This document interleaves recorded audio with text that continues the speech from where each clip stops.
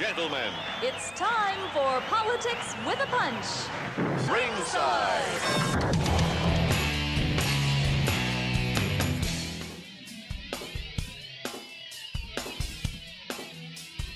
All right, welcome back, ladies and gentlemen. Very pleased to have on a gentleman we've had on the program before. He is a Renaissance man. He does a little bit of everything, music, art, also produces films, and we're here to talk about a little bit of art, but also a film that he's been involved in. And we welcome our friend Tony Green. And Tony, how are you? Jeff, hello. Hello, happy Mardi Gras to you. Happy Mardi Gras. So let our folks know a little bit. You're somebody who's spends time in New Orleans, but you also spend a lot of time in Italy. Yes, I've been living now, I'm from New Orleans, okay? I was raised here, and people ask me if I grew up here. I say, well, not yet, but I'm working on it. But I've been in Venice, Italy now for 32 years, and I found a wonderful life there because, I'm an old school painter, etc., and also a musician.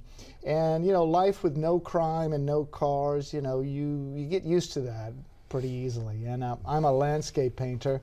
So I like to be surrounded in beauty, and we have 900 years of civilization in Venice, so which makes for me a wonderful atmosphere to work in and to be creative Right. in.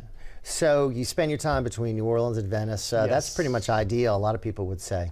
Well, I choose to do these things. It's always a choice. And, you call me a Renaissance man. Not really, but one thing I do want to be part of, and that is the Renaissance that's happening in New Orleans right now. And since I've been back and talking to my art friends, musician friends, and restaurant owners friends, they say, it's just really boom town here, and a lot of positive things happen. So I want to be part of that. Definitely. Well, we'll talk a little bit about the art that you're doing, but let's talk about the Illuminati symbols of New Orleans.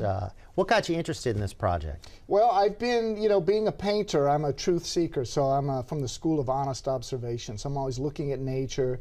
And, nature, if you look hard enough, the truth becomes revealed to you. Also the lies. Once you can see the truth, then you can begin to see the lies. And, I never bought the full story of the JFK assassination. I read D.A. Jim Garrison's book on the Trail of the Assassins, and that sort of opened up my eyes to, there's something else here besides the official story. And so I started to become quite cynical about official stories of any sort of major events that happen, and which leads us up to 9/11, and I definitely don't buy that story. And I am, I've spoken with a lot of architects and engineers and stuff. So that brings me now to, well, who's in charge? Who's making these decisions, and who are putting these, what I would call propaganda, in front of the masses? Who owns the media, who owns our education system, the military, the entertainment industry, et cetera, et cetera. So I just started researching things and reading books and watching presentations by other people, peeling the onion. Is it the left wing? No, it's the right wing. No, it's this group. No.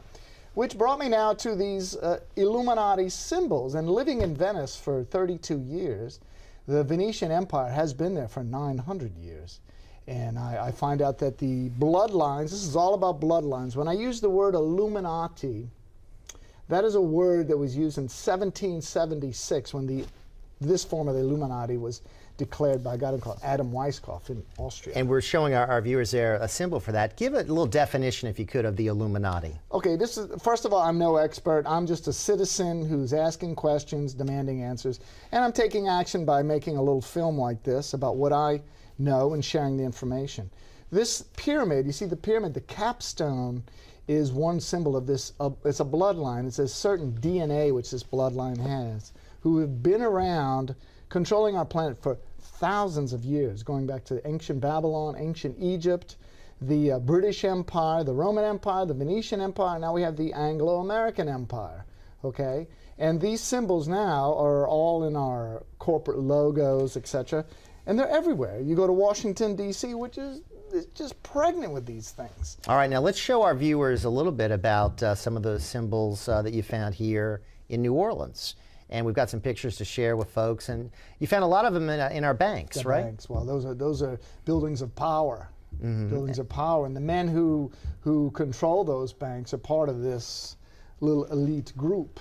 Okay. And this is the old Hibernia Bank building that used to be the tallest building in the city. That cupola there, which is a fantastic piece of architecture, is exactly a replica of things that go back to ancient Alexandria and ancient Babylon. Look it up. Go look up the ancient architecture. Now, why would they want to continue with this architecture?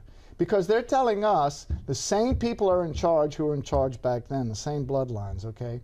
And when you start to understand what their agenda is, and the technology that they're using to achieve that agenda, then things get, that's when it really got my attention, because I discovered there's an attack on humanity.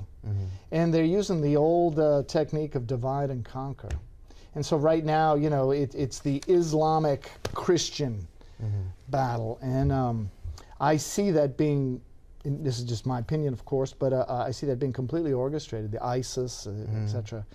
And there was a letter that was written by a guy called Albert Pike, who's one of the great Masons back in the 19th century. And he wrote a letter to a guy called Giuseppe Manzini about outlining how 3 world wars would be necessary to achieve a one world government, a one world military. You think that's the goal? Yes, absolutely. Now, let's, in our last few minutes here, let's show our viewers a few of these other symbols from some other banks. This is, actually, this is the Security Center. Yeah, which is a complete Egyptian temple. Okay. And then we also have the Whitney Bank that wanted to share. Ooh, that one. That's got all. If you watch the film Illuminati Symbols in New Orleans, Sarah Whalen, who is a brilliant woman here from New Orleans, and I did a walkthrough with her, and we just stopped in front of that, and she just started going. And that's how we filmed it. She just knows a staggering amount of knowledge about the occult. And that's the same building, right? And they're just adorned with all these occult symbols. And occult means things that are hidden. Nothing wrong with that. But when the things that are hidden or have to do with the future of humanity, and you find out that the hidden things that they're hiding in their agenda are not good for you, your family, and the next generations to come, then I feel it's my DNA kicks in, and I want the human species to continue. So you put all this together for people to watch, yes. obviously. Yes. And how can they watch it? They can either go to my website after you look at all my paintings and decide which one you want to buy, and then you move to, you go to the part that says the videos. And there you'll find Jeff in one of the films that was made by a guy called Todd Grove. Right. And Jeff's in there because Jeff was very supportive of what I do, and I thank you for that. And he had me on the program, and that's also in the film Who the Hell is Tony Green? Right. Where I talk about these things. Now, before we conclude, here's some corporate logos and other sort of images that have a connection to the Illuminati as well, all of these. Now, these are a wide variety. Well, I mean, if you fly Delta, I fly Delta. Look at the symbol. It's a capstone of a pyramid. Okay, look at it closely. The ladies that are walking around, you know, that symbol, the sun disk with the wings, that goes back to Egypt. You know, now most people that wear these things, they don't know what it means. But when you start put it all together, and then you know a picture emerges, and you find out that, you know, I want to know what's going on. I want to be informed. I want to be illuminated.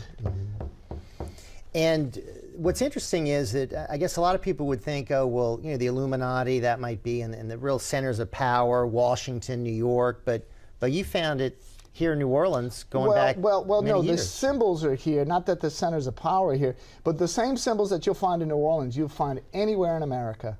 Okay, you find them anywhere in America, and especially in Europe. Okay, and that's all I'm doing. I'm just saying, hey, look at this, study it. Now, my producer is pointing out to me that some have said that some of the, and you're in music, that some of the top musicians are making Illuminati symbols as they're performing. People like Jay-Z and Beyonce and others. Is that true? Absolutely. They are Illuminati stooges, and they'll be discarded, and then Lady Gaga. If you really want to get down and dirty, you look into something called MK Ultra programming, monarch mind control. Poor Britney Spears. She's a completely a mind control stooge, and they come through the Disney studios. Sorry, because before, who was she? Hannah Montana, and then she became Miley Cyrus. Right. You know, and then there's a new one I saw on Delta as we were flying. You put on a film, but you watch this. Ugh. I mean, listen, and these people are there to influence your children. The halftime of the Super Bowl with Katy Perry. Oh man. Yeah, you saw it there too. Yes.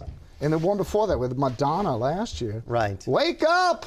Now, before we conclude, let's show everybody. Tell us what this is. This is the Carnival in Venice. Okay, this one's called the King of Carnival, and you can find it at Callan Fine Art. It's an oil painting I did, And I threw in a little bit of New Orleans because the guy's, you know, he's funky button with his umbrella. So.